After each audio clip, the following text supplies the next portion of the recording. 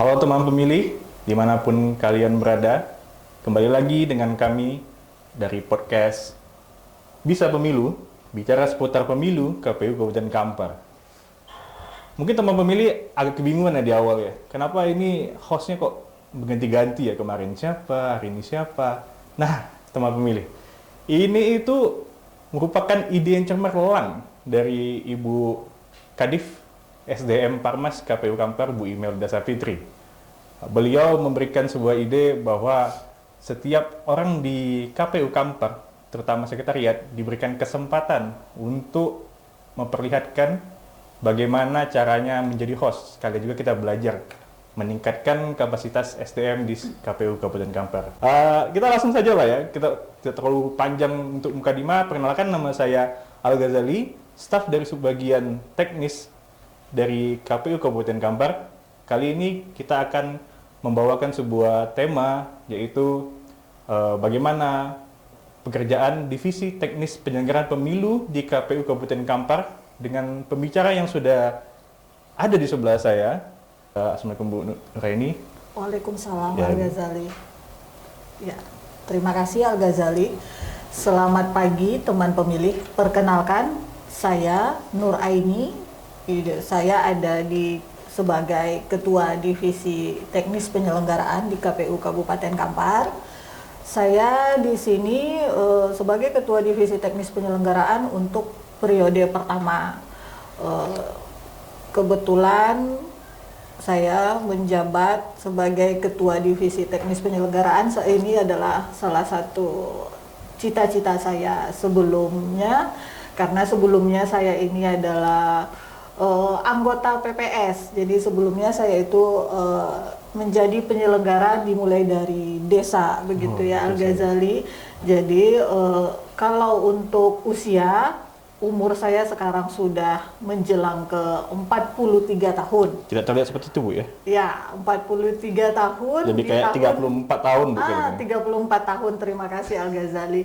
Jadi usia sudah 43 tahun sebenarnya. Kalau untuk usia termasuk lambat sekali untuk menjadi penyelenggara di KPU. Tetapi tidak ada kata terlambat untuk kita memulai sesuatu yang menurut kita baik untuk diri kita. Kemudian saya sudah bersuami, tetapi untuk keturunan kebetulan belum ada rezeki. Jadi sekarang itu saya dan suami domisilinya ada di Salo Timur. Demikian saja mungkin perkenalan dari saya. Terima kasih Al Ghazali. Sebelum kita lanjut lagi nih Bu, terkait dengan, mungkin kita bahas tentang latar belakang pendidikan lah ya. Apakah Ibu menempuh pendidikan yang sesuai dengan apa yang Ibu kerjakan saat ini, atau mungkin itu berbeda, cuman Ibu bisa membuat itu sebagai suatu dasar, wah dengan ilmu yang saya punya, saya bisa menerapkan itu di KPU Kabupaten Kampar. Oke, terima kasih. Kalau untuk pendidikan sebenarnya saya itu tamatannya dari ekonomi, sarjana ekonomi. Jadi kalau dilihat lebih ke manajemennya. Kalau untuk kaitannya dengan KPU mungkin ada, tetapi tidak begitu banyak, karena sebagaimana kita ketahui bahwa kalau di KPU itu sendiri kan lebih kepada bidang hukum begitu ya, tetapi manajemen ini juga ada hubungannya juga.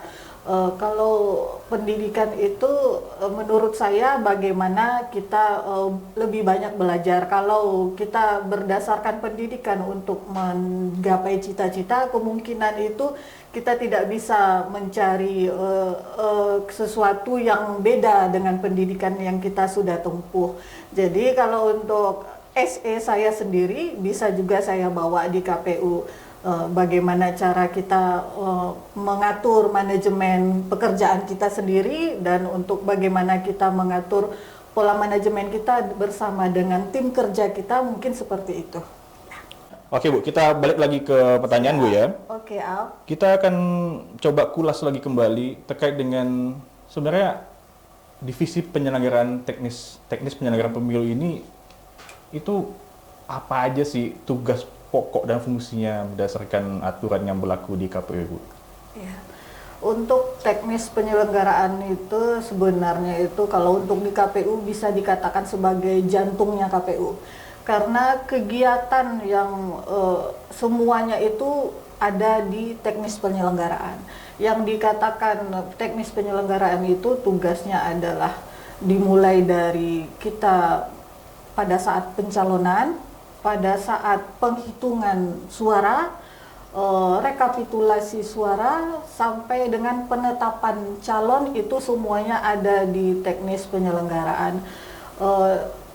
Dan untuk kampanye, dana kampanye juga ada di teknis penyelenggaraan. Jadi tugas dari teknis penyelenggaraan itu sudah mencakup apa yang dikerjakan oleh KPU itu sendiri, ada semua di teknis penyelenggaraan.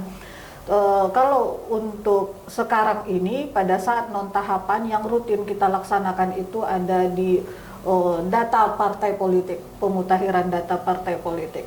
Jadi kalau dikatakan tidak ada pekerjaan teknis penyelenggaraan pada saat non tahapan itu sama sekali tidak benar, karena kita tetap melaksanakan tugas sebagaimana yang diatur dalam perundang-undangan. Oke. Jantungnya KPU. Siap. Berarti kalau ibaratnya manusia, kalau tidak ada jantungnya, berarti kita nggak bisa pakai hati kan? Iya, benar Tetap sekali. harus butuh jantung kan ya untuk Iya, menggerakkan tubuh. tetapi hatinya bisa dikatakan parmas itu. Oh, parmas hatinya. Ya benar, Oh. karena dia saling berbarengan. Parmas itu membawa teknis penyelenggaraan supaya masyarakat mengetahui apa-apa saja kegiatan dari begitu. KPU itu sendiri. Oh begitu. benar, berarti memang sevital itulah Iya. peran dari divisi teknis Teknis penyelenggaraan pemilu. penyelenggaraan. Kalau tidak ada divisi teknis penyelenggaraan pemilu, maka KPU tidak bisa berjalan, Bu ya? Iya. Tidak bisa bergerak, ya kan? Iya, tidak bisa bergerak karena semua kegiatan ada di teknis penyelenggaraan. Semua kegiatannya didukung oleh subbagian dan divisi-divisi lain. Ya, ya, Bu, ya? divisi lain. Oke, itulah peran penting dari divisi teknis penyelenggaraan pemilu, teman-teman pemilih. Nah, itu kan yang Ibu jelaskan sebelumnya itu adalah tahapan di saat kita ada pelaksanaan pemilu dan pilkada seperti pencalonan, penghitungan, Ya. kampanye, pendaftaran data politik. Ya. Nah, saat ini kan kita tidak sedang menjalankan tahapan pemilu dan pilkada. Kira-kira Bu ya, atau memang pastinya lah, pastinya itu saat ini KPU Kabupaten Kampar khususnya divisi teknis penyelenggaraan apa sih yang sedang dilakukan? Apa sih yang sedang dilaksanakan oleh KPU Kabupaten Kampar khususnya divisi teknis penyelenggaraan pemilu di saat masa non tahapan, Bu? Oke. Sekarang itu untuk divisi teknis penyelenggaraan sendiri kita yang rutin itu tetap dengan pemutakhiran data partai politik melalui akun Sipol, dan kita juga memulai mengevaluasi penyelenggaraan pemilu dan pemilihan yang telah kita lalui supaya nantinya kita bisa melakukan mitigasi apa-apa saja resiko yang kita hadapi pada saat pemilu yang lalu dan juga pemilihan yang sudah kita lalui pada November tahun kemarin. Jadi untuk divisi teknis penyelenggaraan yang rutin adalah melihat updatean dari Sipol, dari partai politik, dan juga kita rutin melakukan koordinasi baik itu melalui grup WhatsApp dengan partai politik maupun kita juga ada memberikan surat kepada partai politik supaya partai politik itu melakukan update apabila ada perubahan pada data partai politik. Mungkin itu yang sekarang rutin kita laksanakan selain dari evaluasi tadi, dan nantinya kita juga akan melakukan penataan untuk dapil, dan itu akan segera kita laksanakan, tinggal menunggu arahan dari KPU RI sendiri. Begitu. Oke, kalau untuk pemutakhiran data politik, Bu ya, kita cerita sedikit lah. Oke. Yang dimutakhirkan itu apa, Bu ya? Apa yang mutakhirkan berarti kan memperbarui data. Iya. Untuk data partai politik itu sendiri, apa sih yang harus mereka perbarui untuk yang akan, berarti kan KPU ini tugasnya ini memutakhirkan, berarti kita melakukan pembaruan terkait dengan data-data yang dirubah oleh partai politik pada saat ini. Nah, poin-poinnya itu apa yang harus kita lihat yang mereka lakukan perubahan itu, Bu? Oke.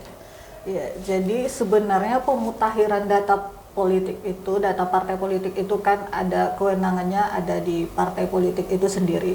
Jadi tugas kita itu hanya mensosialisasikan kepada partai politik apa-apa saja yang mereka mutakhirkan, seperti data kepengurusannya, kemudian ada data keanggotaan, kemudian adanya keterwakilan perempuan 30% pada kepengurusannya, dan juga domisili kantor dari partai politik tersebut.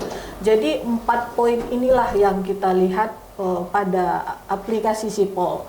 Di Sipol itu sendiri partai politik juga apabila ada updatean data, mereka harus memberitahukan kepada kita supaya kita bisa mengeceknya, memverifikasinya, dan kita melaksanakannya itu setiap semester. Jadi ini pada 2026 ini untuk pertama, kita semester pertama ini sampai dengan bulan Juni.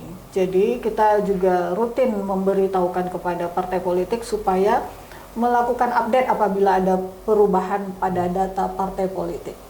Ini saya jadi penasaran, Bu. Sebenarnya pemutakhiran data partai politik ini oke lah kalau untuk segi administrasi data, perubahan memang diperlukan dan memang harus dibukukan. Iya. Tapi sebenarnya fungsi utama kenapa harus dimutakhirkan? Nah, Oke, ya. Kalau data partai politik itu kenapa harus dimutakhirkan? Karena kita juga harus mengetahui seberapa siap partai politik itu untuk menyambut pemilu yang akan datang. Karena apabila data partai politik itu tidak dimutakhirkan, seperti contohnya domisili kantor, kita bisa lihat kontrak dari kantor tetap partai politik itu ada yang masanya 1 tahun atau 2 tahun. Apabila tidak dimutakhirkan, maka nantinya tidak memenuhi syarat untuk menjadi peserta pemilu di akan datang. Jadi mulai dari sekarang kita harus mensosialisasikan kepada partai politik supaya mereka itu melakukan update data supaya nantinya tidak ditemui menjelang pemilu kewalahan begitu partai politiknya untuk ikut serta dalam pemilu 2029. Berarti di sini kan ada salah satunya itu memverifikasi data keanggotaan partai politik. Sejauh ini karena mungkin memang ini hostnya kebetulan saya juga di sebagian teknis. Untuk teman pemilih pasti sering kalau untuk mengurusi tentang misalnya ada persyaratan pekerjaan yang memang mengharuskan untuk masyarakat bukan bagian dari partai politik. Apakah di sini di kegiatan pemutakhiran data politik ini termasuk salah satunya itu, Bu? Maksudnya itu apakah masyarakat bisa melakukan pemutakhiran data pribadi yang namanya tercatut sebagai anggota partai politik, bisa melaporkan pada saat pemutakhiran data di partai politik maupun ke KPU itu bagaimana, Bu, prosedurnya? Jadi kita kalau untuk pencatutan dari masyarakat, boleh silahkan datang ke kantor KPU. Kita siap melayani di jam kantor, yaitu dari Senin sampai dengan Jumat, dari pukul 8 sampai dengan pukul 4. Kita juga ada helpdesk. Jadi untuk pencatutan itu sendiri, masyarakat boleh datang langsung kepada kita, kepada KPU Kabupaten Kampar, dan melaporkannya. Nanti kita akan bantu datanya, kita laporkan ke KPU RI. Ini sebenarnya salah satu masalah juga sebagaimana disampaikan oleh partai politik yang pernah kita koordinasi, bahwasanya keanggotaan partai politik itu ada sebagian yang anggota partai politik merasa dia tidak menjadi anggota partai politik, tetapi nicknya diambil oleh partai politik tersebut. Jadi kita juga di sini menghimbau kepada masyarakat, apabila merasa tidak sebagai anggota partai politik, silahkan dicek di info pemilu. Info pemilu ya, berarti kita bisa langsung cek, tulis nicknya, ketik nicknya, langsung ketemu apakah masyarakat atau teman pemilih masa nicknya tercatut, dan itu menjadi jika bakal masalah ke depannya ya, karena kebanyakan memang yang datang ke KPU itu terkait dengan P3K, ASN, tidak bisa. Benar sekali. Ya kita memang nggak bisa juga menyalahkan 100% masyarakat tidak bisa menyalahkan 100% partai politik. Ini memang sepertinya memang kedua belah pihak memang harus saling bekerja sama dengan baik, sinkron. Jadinya kita bisa untuk menyelesaikan apa yang diinginkan oleh masyarakat, Bu. Iya, benar sekali. Oke, itu terkait dengan pemutakhiran data politik, Bu. Untuk pemutakhiran data politik ini, KPU menggunakan sistem nggak, Bu? Gini kan, kita kan taunya partai politik memberikan pembaruan data. Apakah pembaruan data itu diberikan data stok ke KPU, langsung KPU verifikasi, atau ada sarana atau alat bantu untuk melakukan verifikasi? Kalau untuk kita melaksanakan verifikasi itu kita lihat dari aplikasi SIPOL, Sistem Informasi Partai Politik. Jadi dari partai politik itu sendiri, baik itu dari kabupaten, provinsi, ataupun dari partai politik pusat, melakukan update data melalui aplikasi SIPOL tersebut. Dan kita, KPU Kabupaten Kampar, melaksanakan verifikasi. Kita juga ada aplikasi SIPOL, dan setelah kita melaksanakan verifikasi, nanti kita menerbitkan berita acara dari aplikasi SIPOL itu sendiri. Berarti melalui aplikasi Sistem Informasi Partai Politik, Bu, ya? Ini aplikasinya ada, berarti ada di kedua belah pihak? Ada di KPU, ada di partai politik? Benar sekali. Oh, oke, baik. SIPOL. Selain SIPOL, Bu, selain SIPOL, KPU ada nggak ya, khususnya untuk divisi teknis penyelenggara pemilu, apakah ada aplikasi yang digunakan untuk membantu dalam pengerjaan kegiatan di divisi teknis penyelenggaraan, Bu? Kalau aplikasi di teknis penyelenggaraan itu sendiri ada Simpau untuk pengganti antar waktu, dan kita juga ada aplikasi Silon. Informasi pencalonan itu pada saat tahapan, tetapi yang aktif pada saat non tahapan ini ya SIPOL dan Simpau juga. Kita ada Silon, dan juga kita Sirekap dulu juga ada di kita pada masa pemilu 2024. Gitu. Membahas sedikit lah, Bu, ya. Kita udah bahas panjang nih terkait dengan SIPOL, pemutakhiran data politik. Ini saya tertarik nih dengan Simpau. Simpau ini sistem informasi manajemen pergantian antar waktu anggota DPRD. Iya, benar. Nah, untuk penggantian waktu anggota DPRD ini, itu prosedurnya seperti apa, Bu, ya? Ya, kalau untuk di aplikasi Simpau itu kita ada di KPU Kabupaten Kampar, kita tugasnya memverifikasi. Kalau untuk penggantian antar waktu itu sendiri, kita dapatkannya surat dari DPRD. Jadi apabila ada penggantian antar waktu itu ada meninggal dunia misalnya, atau diberhentikan oleh partai politik, atau mengundurkan diri. Ada 3 poin itu yang termasuk kepada masuk kepada PAW gitu. Apabila 3 poin tersebut ada dikirimkan surat oleh DPRD kepada KPU, barulah kita bisa melaksanakan verifikasi. Demikian mungkin yang bisa saya sampaikan. Meninggal dunia, mengundurkan diri, dan diberhentikan oleh partai politik. Oh, berarti untuk anggota DPRD yang digantikan itu biasanya yang digantikan itu berdasarkan apa, Bu, penggantinya? Apakah berdasarkan suaranya kah, atau berdasarkan nomor urut yang ada di dapilnya kah, atau bagaimana, Bu? Jadi sesuai dengan PKPU yang terbaru tentang penggantian antar waktu, yaitu PKPU nomor 3 pada tahun 2025 kemarin, masih terbaru. Jadi untuk pengganti antar waktu itu sendiri, partai politik mengusulkan nama kepada DPRD Kabupaten, kemudian DPRD Kabupaten mengirimkan surat kepada kita, dan selanjutnya kita memverifikasi data dari pengganti antar waktu tersebut. Mungkin demikian. Berarti untuk periode DPRD 2024 sampai 2029 sudah pernah ada dilakukan PAW belum di Kabupaten Kampar, Bu? Kalau untuk PAW di Kabupaten Kampar, pemilu kemarin itu belum ada. Belum ada ya? Antar waktunya. Oke. Untuk pesan-pesan bagi teman pemilih, Bu, ada nggak yang ingin disampaikan ke depannya itu teman pemilih itu biar lebih semangat lagi nih untuk menyambut pemilu pesta demokrasi itu, mereka harus melakukan apa ya?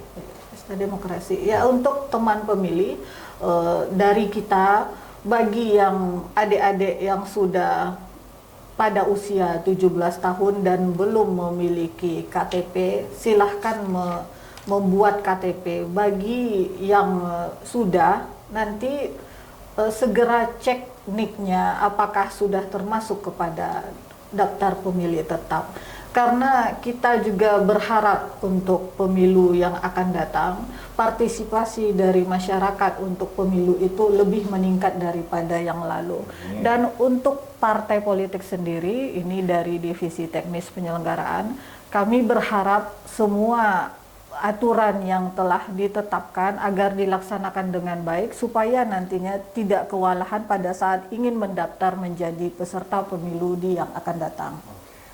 Terbaik sekali memang ini Bu, Kepala Divisi Teknis Penyelenggara Pemilu sudah memaparkan sedetail mungkin bagaimana teknis penyelenggara pemilu di KPU Kabupaten Kampar dilakukan walaupun bukan di masa non tahapan. Ya, yang bisa kita ambil kesimpulan dari podcast kita saat ini, Ibu Nur Aini usia 23 tahun, tapi kelihatannya 34 tahun Ibu. Makasih Al. Seorang lulusan ekonomi manajemen yang diharapkan dengan ilmu yang dia punya bisa membawa KPU Kabupaten Kampar lebih tertata lagi, lebih bisa di manajerial lebih bagus ke depannya. Lalu beliau juga menyebutkan bahwasanya Divisi Teknis Penyelenggara Pemilu merupakan jantung dari pelaksanaan kegiatan yang ada di KPU Kabupaten Kampar. Ibarat manusia tidak punya jantung sama dengan mayat, tidak bisa bergerak sama sekali. Lalu saat ini KPU Kabupaten Kampar khususnya Divisi Teknis sedang melaksanakan kegiatan pemutakhiran data partai politik yang dilakukan setiap satu semester. Dan yang partai politik akan melaksanakan pembaruan data terkait dengan data kepengurusan, data keanggotaan, keterwakilan perempuan, dan domisili kantor Bu ya? Iya, benar. Lalu juga terkait dengan PAW, sudah dijelaskan secara ringkas dan dapat dipahami oleh teman-teman semua bahwasanya KPU Kabupaten Kampar juga melakukan verifikasi terkait dengan PAW yang diusulkan oleh DPRD Kabupaten Kampar kepada kita, dan kita akan melakukan verifikasi untuk melaksanakan penggantiannya. Dan kedepannya Ibu Divisi Teknis, Ibu Nuraini mengharapkan ke depan teman-teman pemilih partai politik dapat lebih aktif lagi untuk bisa memeriahkan pesta pemilu di tahun 2029. Insya Allah. Kalau tidak ada perubahan. Sekian dari kami podcast seputar bisa pemilu, bicara seputar pemilu KPU Kabupaten Kampar. Wassalamualaikum warahmatullahi wabarakatuh. Waalaikumsalam. Terima kasih Al.